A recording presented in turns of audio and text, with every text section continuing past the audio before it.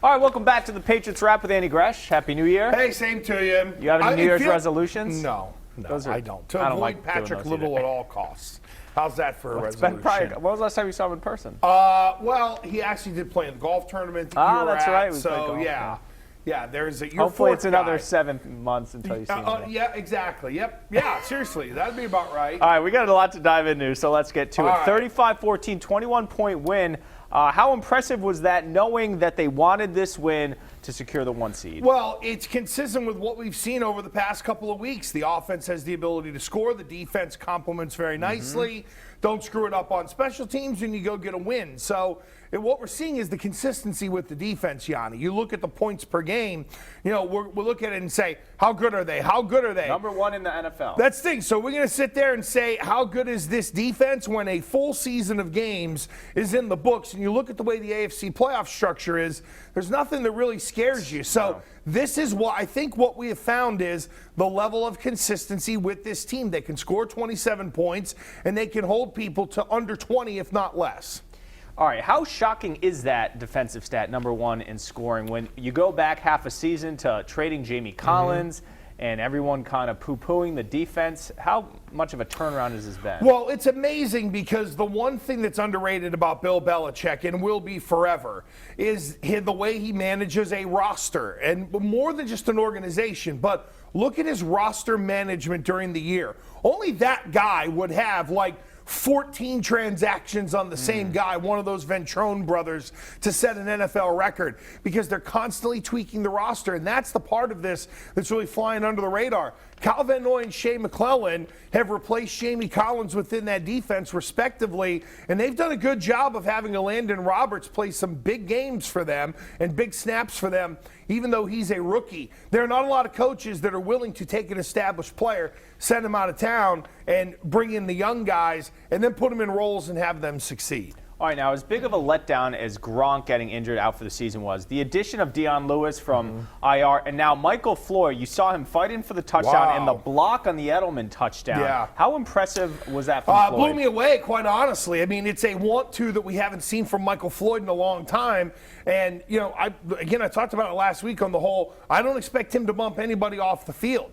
But if he's going to play like that and give you that kind of effort, now you've got something. And let's remember, if you look at in terms of being multiple, if Edelman goes down, you have Amendola. If Hogan goes down, you have Floyd and Malcolm Mitchell. So, this is the first time, Yianni, everybody talks about 5 wide receiver sets. All right, well, it's really not that when you have a tight end and a running back in there.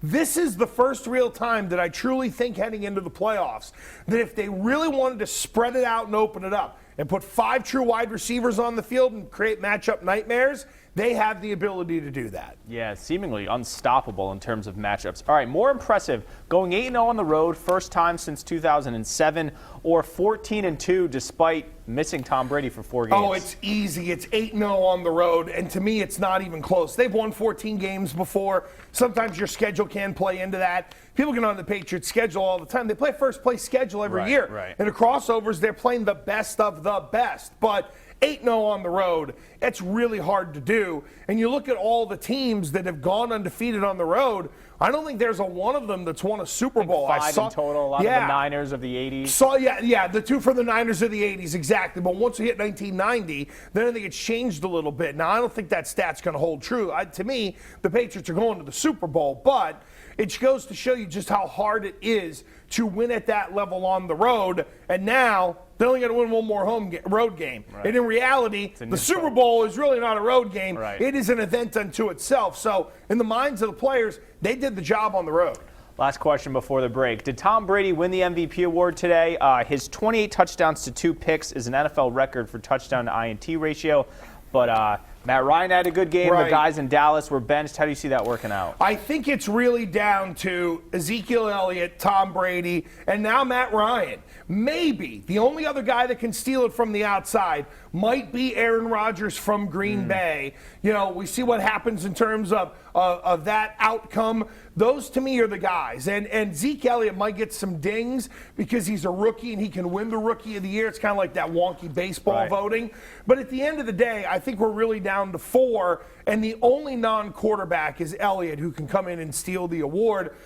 My vote would go to Brady because the touchdown-interception ratio really says it all, and he was a big part of them going 8-0 on the road. But I'm sure there are going to be a lot of people who will find reasons to not vote for Tom Brady. And a good stat I saw on Twitter, Brady 11 wins in 12 games, Matt Ryan 11 wins in 16 Brady games. would trade the MVP to be able to get that other trophy and have to look that scallywag commissioner in the eye.